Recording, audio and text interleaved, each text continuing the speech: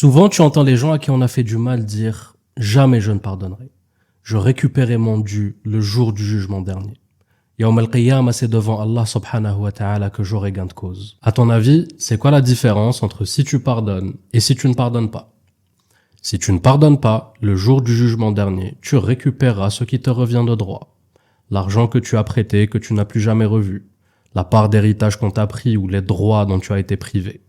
Tu prendras l'équivalent de tout cela en hasanat. Et ces gens-là qui en prendra des hasanat le jour du jugement dernier, c'est eux qui seront réellement ruinés au final. Maintenant, si tu pardonnes, tu penses récupérer ton dû ou est-ce que tu penses qu'il sera perdu à tout jamais?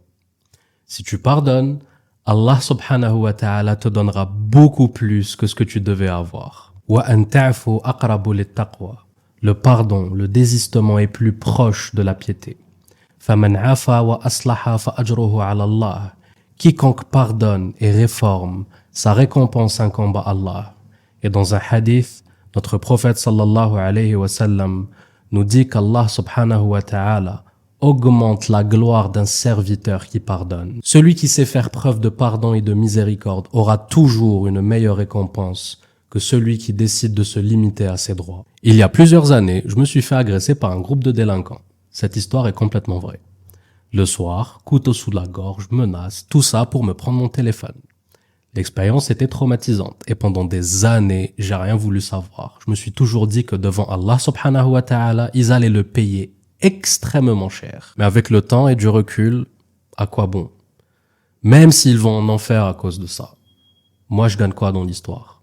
J'aurais aucune satisfaction à les voir subir les châtiments de l'enfer. Au contraire, c'est vachement mieux si on arrive à tous s'en sortir et si on arrive à s'amuser ensemble au paradis. Je ne dis pas que c'est facile, je dis que c'est faisable. Il y a des choses amères qu'on garde dans nos cœurs et qu'on ne devrait pas. Et je pense que ça serait vachement mieux de s'en débarrasser pour mieux avancer, pour devenir de meilleures personnes et pour rencontrer notre Seigneur avec un cœur tendre qui sait faire preuve de pardon et de miséricorde. Prenez le temps d'y penser et avant de dire que c'est impossible, essayez de pardonner. Salam.